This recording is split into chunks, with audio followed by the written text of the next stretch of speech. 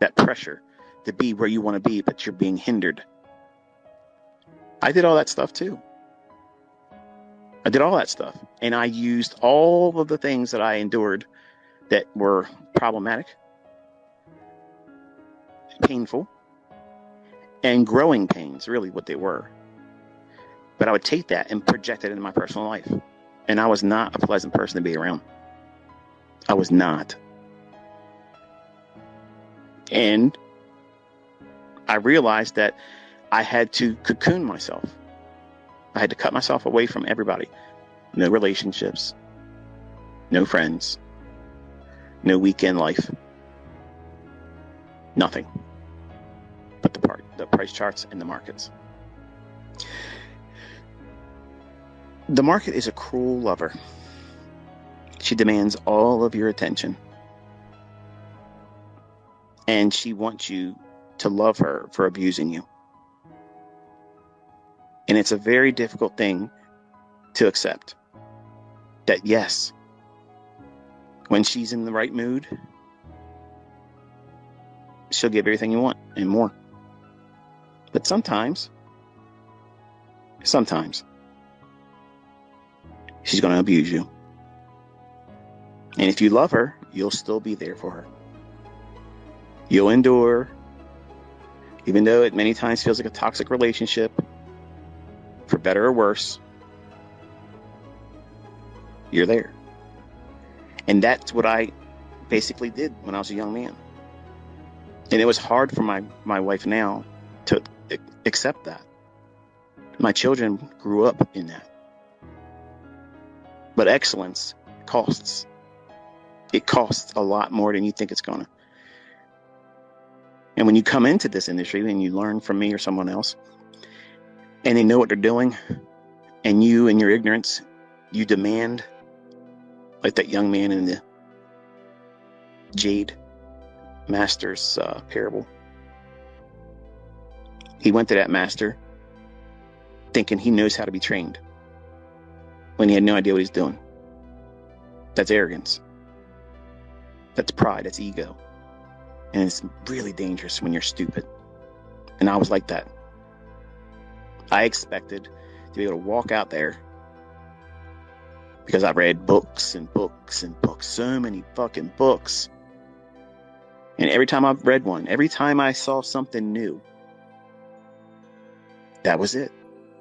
That was the thing. That's the thing I've been waiting for. That's the one thing. No, that's just the next thing I'm going to spend more time and attention on instead of worrying about me. Every time I've blown it, every time I've blown an account, every time I've wrecked a really good winning trade that otherwise, if I would have just took partials, managed it correctly, even though it didn't get to a target level I was looking for, because that's what I wanted. I wanted to be right. And you can't equate being correct or right as excellence. I'm going to say it again. Being right, having it go exactly how you want it to go, that is not excellence. That's perfection. There's a difference there. Two different destinations, okay? Heaven is perfection. And if you're hearing me right now, you ain't there.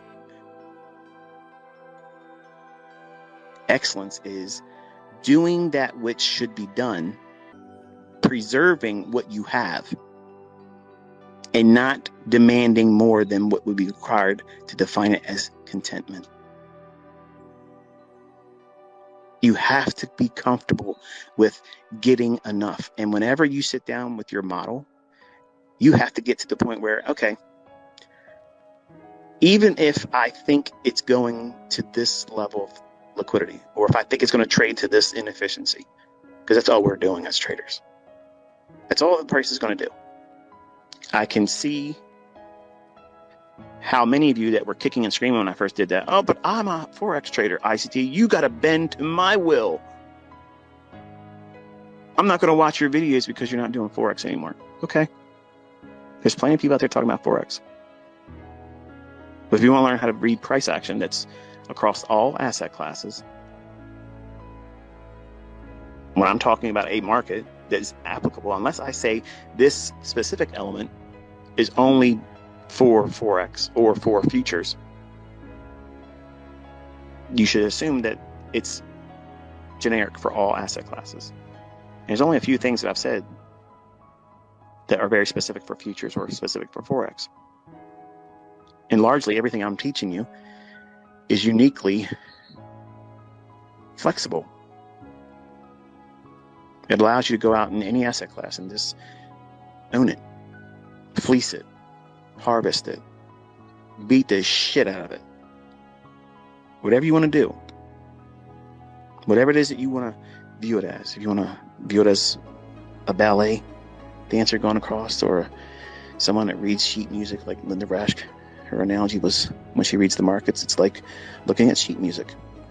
And that made me terrified in 1995 when I was reading her book. I was like, shit, man, this is going to be harder than I thought, because I still can't read sheet music. I tried. Man, I tried. I have tried and tried and tried. I can't. Now, I can play a little piano, but I have what is referred to as intonation. Like if I hear something, I can play it, but to read it in sheet music, I can't. I don't know how to describe it. That's just the way it is. I wish I could read sheet music, and I wish I could play the guitar, and I've tried for many years to do it, and I can't. I'm not giving up on it, but as of yet, I've not been successful. Now, you would think, hey, man, this is ICT. He shits fucking fireballs out his ass and lightning from his eyeballs. He can do anything. He just said he can't play the guitar. Yeah. It's the thing that I struggle with. I don't know. I can't get myself to do it. And, that's how it's going to be for you in your trading.